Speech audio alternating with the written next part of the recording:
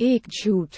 ये कहकर निशांत वहां से निकल जाता है अपनी गाड़ी की ओर। तभी निशांत की बीवी कहती है, मैं यहाँ रुकी हुए हूँ, आप जल्दी से काम खत्म करके आना, तब हम साथ में खाएंगे।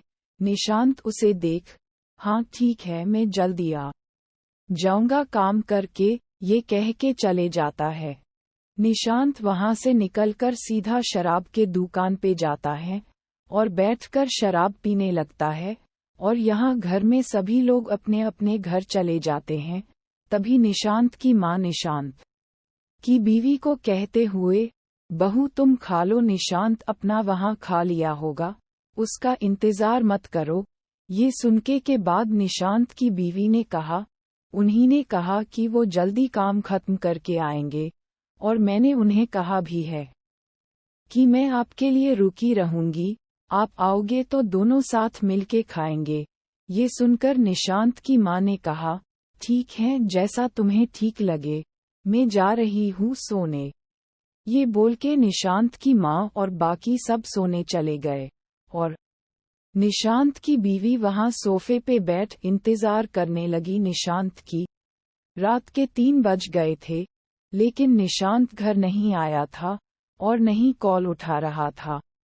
उसकी बीवी को चिंता होने लगी और वो कॉल पे कॉल किए जा रही थी। फिर कुछ देर बाद तक कोशिश करने के बाद भी कॉल नहीं उठाया तो उसने ऑफिस में कॉल किया, जहां उसे पता चला कि वो ऑफिस गया ही नहीं। ये सुनकर निशांत की बीवी और परेशान होने लगी और वहां निशांत शराब पिए जा रहा था। जब एक वेटर ने देखा कि वो लगातार कई घंटों से शराब पी रहा है, तो उसने अपने मैनेजर को कहा। फिर मैनेजर ने निशांत को सलाह दी, सर, आपने बहुत पी लिया है और रात भी बहुत हो चुकी है, आपको घर जाना चाहिए, आपके परिवार वाले इंतजार कर रहे होंगे। लेकिन निशांत होश में ना होने के कारण वो कुछ नहीं सुन रहा था, बस पिए जा रहा था और कुछ देर बाद वो वही सो गया। जब मैनेजर ने उसे वहां सोते देखा तो उसने वेटर से कहा, वो आदमी जो पी रहा था एक अच्छे घर का लगता है, एक काम करो, उसके मोबाइल से उसके घर में कॉल कर दो, वो परेशान होते रहेंगे और उसे यहाँ से आकर ले जाएंगे।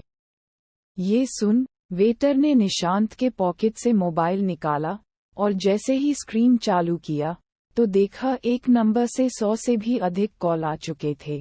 ये देख वेटर ने उस नंबर पे कॉल लगा दिया और यहाँ निशांत की बीवी मोबाइल के तरफ देख रही थी कि अब कॉल आएगा निशांत का। तभी निशांत का कॉल आता है और वो तुरंत उठा के बिना कुछ सुने बोलने लगती है, कहाँ हो आप, कैसे हो, इतने देर से कॉल कर रही थी, उठा क्यों नहीं रहे थे। तभी वहां से आवाज आता है, मैडम मैं वेटर बोल रहा हूँ, सर ने ज्यादा शराब पी ली है इसीलिए वो यहाँ सो गए हैं, आप आके यहाँ इन्हें ले जाइए।